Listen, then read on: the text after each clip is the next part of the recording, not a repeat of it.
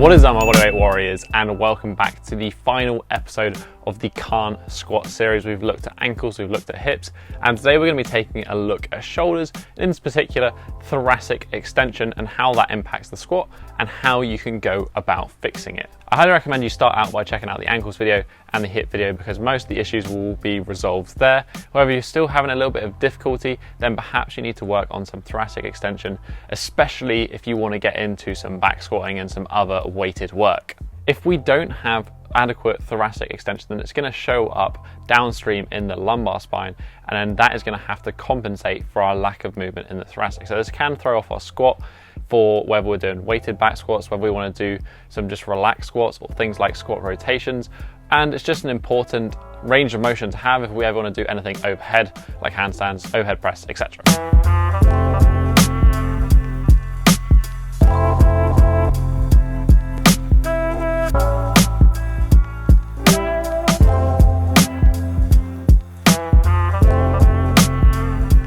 A simple way you can test to see if your thoracic extension / rotation is deficient is with a simple kneeling twist test. So what you're going to do is you're going to start kneeling, push your hips all the way back onto your ankles.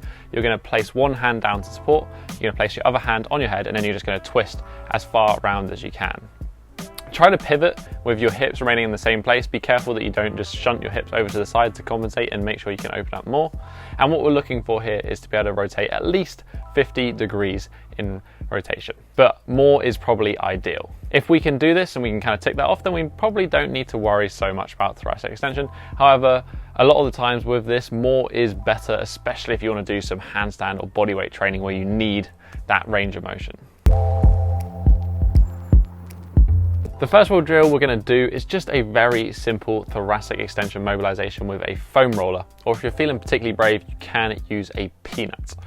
All you're going to do here is grab your foam roller, grab your peanut, chuck it on the floor. You're then going to want to lie back on it, and you're going to roughly want to position this just below your shoulder blades. However, feel free to kind of figure out where feels tight for you. All we're going to do here is we're just going to hinge backwards and forwards over that point that the foam roller is providing us.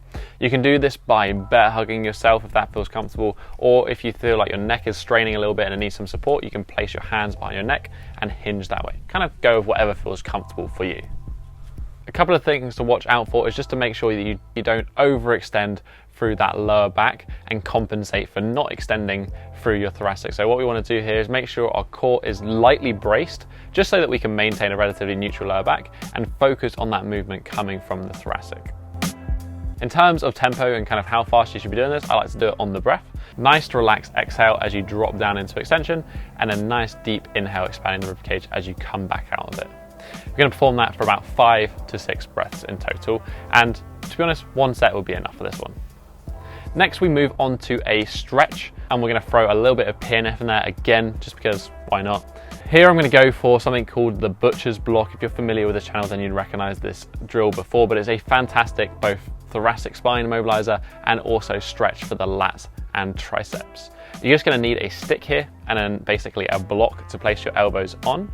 What you're going to want to do is start in a kneeling position, place your elbows around shoulder height, and you're going to grab the stick just outside of that position. We don't want to grab it inside of that position because it's going to make this exercise easier. We're going to grab it outside so it forces external rotation of the shoulders.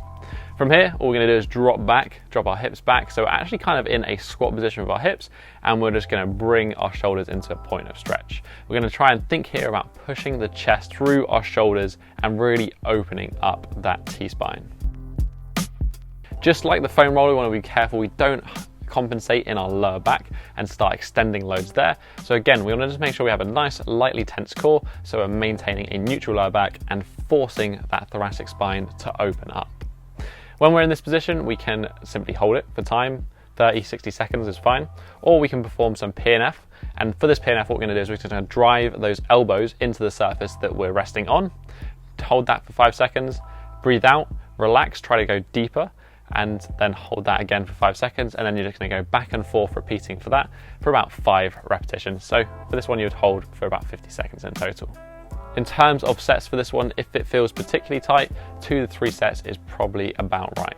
The final exercise we're going to be looking at is just a bit of active flexibility work, and we're actually going to use the same exercise as we use to test our thoracic extension / rotation. The only modification I would recommend here is I would squat down, I would let the knees go forward so you're on your knees but your kind of legs are still in a squat-like position, and then from there go forward, relaxing on one arm, hand on the head, rotating as far as you can round, and then you're just going to pause for 2 or 3 seconds in that max rotated position at the top, making sure you're contracting those muscles on your back. The idea here is to move from this position to the more advanced position, which would be the full squat rotations, and I think this is something that's popularized by somebody called Ido Portal. This one definitely requires a lot more both ankle and hip flexibility, so that might be the limiting factor here. Which is why I've given the first kneeling rotation as an example, but ideally we want to be working the full squat rotation here, which is when you sit in a relaxed squat, opposite hand on opposite ankle, and then you just twist, rotate, and try and drive your elbow up to the sky.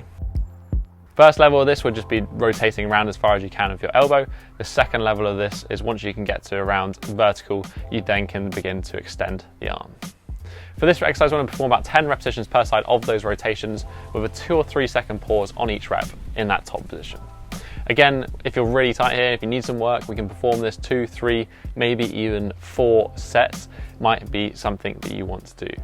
Just like all the routines in this series, this drill is great as a warm-up before your leg days, your squat days, or is great as a standalone mobility session. Kind of fit it in wherever you can, 1 to 2 times per week, maybe 3 times a week would be ideal. Just to recap, everything is in the description down below. If you want the full details to this routine, then check it out down there. Whilst you're down there, why not leave a comment in the comment section down below? Join the conversation. Let me know what you thought of this episode. Let me know what you thought of this series. This is now the last episode. Is there anything else that you maybe want me to take a look at that would help you in a similar way to this? You can also, while you're down there, just hit that thumbs up button and support the channel.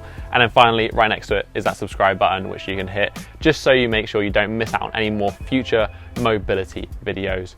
But that's been it for this week, guys. I'll catch you in the next episode. Have a strong week and peace.